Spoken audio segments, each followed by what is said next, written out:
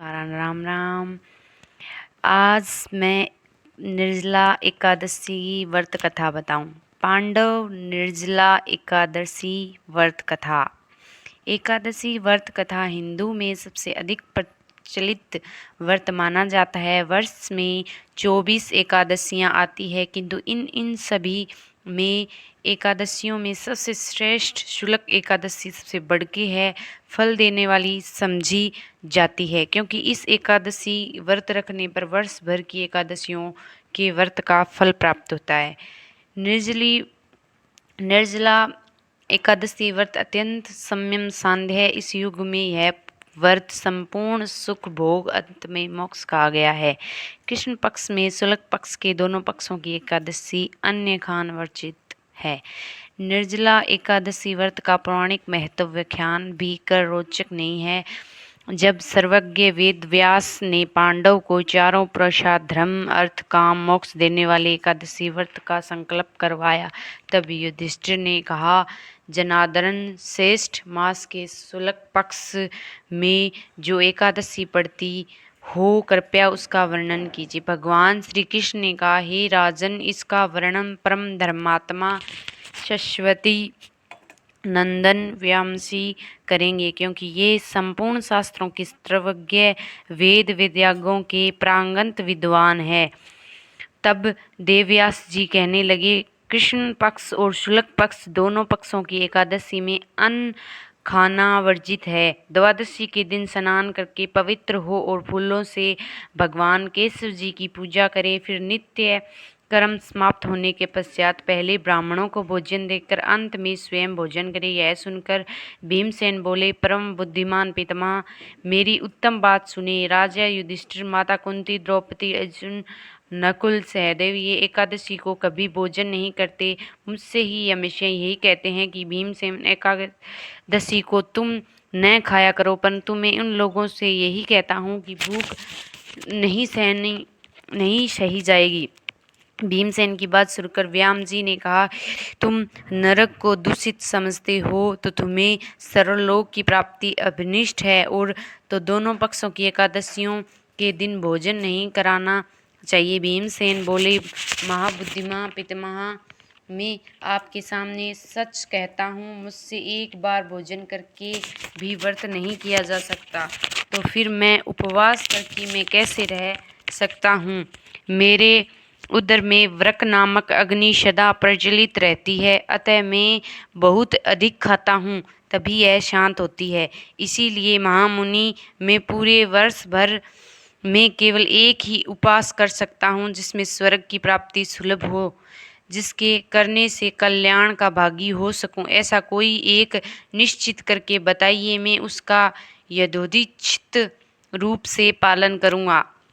व्यासी जी ने कहा, भीम, श्रेष्ठ मास में सूर्य वर्ष की राशि पर हो या मिथुन राशि पर, शुक्ल पक्ष में जो एकादशी हो उसका यत्न पूर्वक निर्जल व्रत करो। केवल कुल्ला आचमन करने के लिए मुख के जल डाल सकते हो, उसको छोड़कर किसी प्रकार का जल विद्वान पुरुष मुख में न डाले, अन्यथा व्रत भंग हो जाएगा।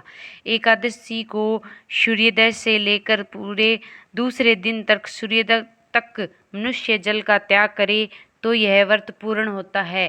दंतनंत्र द्वादशी को प्रातः काल में स्नान करके ब्राह्मणों को विद्वान पूर्वक जल और संपूर्ण का दान करे। इस प्रकार सब कार्य करके जितेंद्रिय पुरुष ब्राह्मणों के साथ भोजन करे। वर्ष भर जितनी एकादशियों होती है उन सब का फल निर्जला एकादशी के पालन पात्र से मनुष्य प्राप्त कर लेता है। इसमें तकनीक भी कोई संदेह नहीं है। शंख चक्र और गदा धारण करने वाले भगवान केशव ने मुझे कहा था कि यदि मानव सबको छोड़कर एकमात्र मेरी शरण में आ जाए, एकादशी को निराहार रहे, तो यह सब पापों से छूट जाता है। एकादशी व्रत करने से पुरुष के पाप विशालकाय विकराल आकृतियाँ, काल रंग वाले दंड पासधारी भयंकर यमदूत नहीं आ जाते। अंतकाल में पीताम्बरधारी सौंदर्य स्वभाव वाले, हाथ में सुदर्शन धारण करने वाले, मन के वेगशाली विष्णु दूत, आखिर इस वैष्णव पुरुष को भगवान विष्णु के धाम ले जाते हैं। अतः निर्जला एकदशी को पूर्ण यत्न करके उपवास में श्री हरि पूजन करो। स्त्री या पुरुष यदि उसे मेरु पर्वत के बराबर ही महान पाप किया हो तो इस सब एकादशी व्रत के प्रभाव से विषम हो जाता है। जो मनुष्य इस दिन जल के नियम का पालन करता है वह पुण्य का भागी होता है। इसे एक एक प्रहर में कोटि कोटि स्वर्ण मुद्रा दान करने का फल प्राप्त होना सुना गया है। मनुष्य निर्जला एकादशी के दिन स्नान, दान, जप, होम आदि जो कुछ भी करता है वह अक्षय होता है।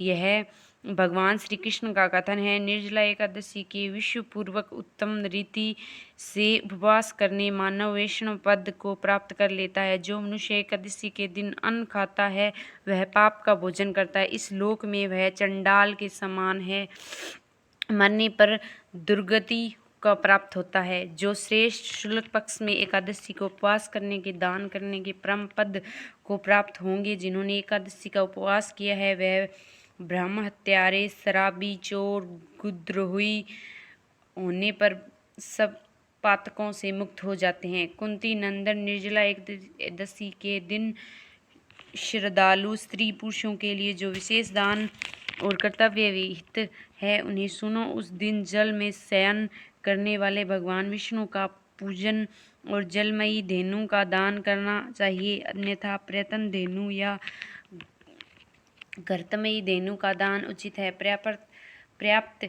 दक्षिणा और भांति भांति के मिष्ठान द्वारा यत्न पूर्वक ब्राह्मणों को संतुष्ट कराना चाहिए। ऐसा करने से ब्राह्मण अवश्य संतुष्ट होते हैं और उनके संतुष्ट होने पर श्री हरि मोक्ष प्रदान करते हैं। जिन्होंने शम, दम, दान में प्रवृत्त हो श्री हरि की पूजा और रात्रि में जागरण करते हुए इस निर्जला एकादशी व्रत किया है, जिन्होंने अपने हाथों ही बीती हुई पीढ़ियां और आने वाली पीढ़ियों को भगवान वासुदेव के परम धाम को पहुंचाया है। निर्जला एकादशी के दिन अन्न, मंत्र को जल, शेष्या, सुंदर आसन, कमन, कुंडल, छाता दान करनी चाहिए।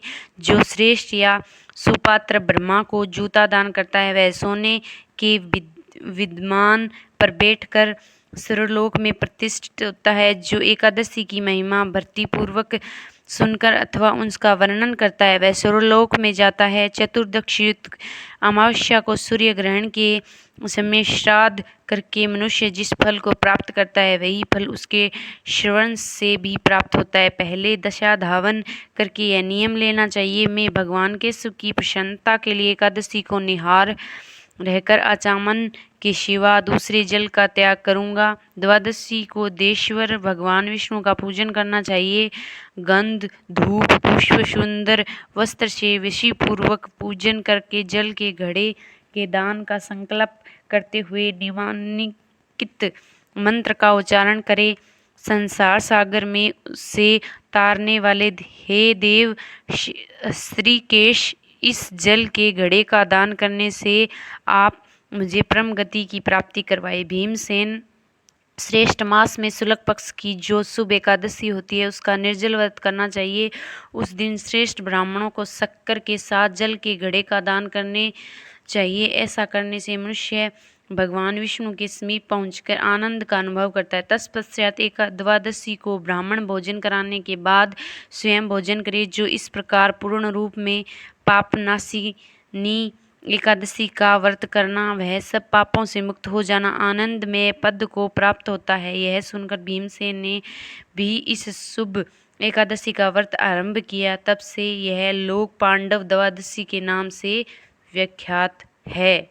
धन्यवाद।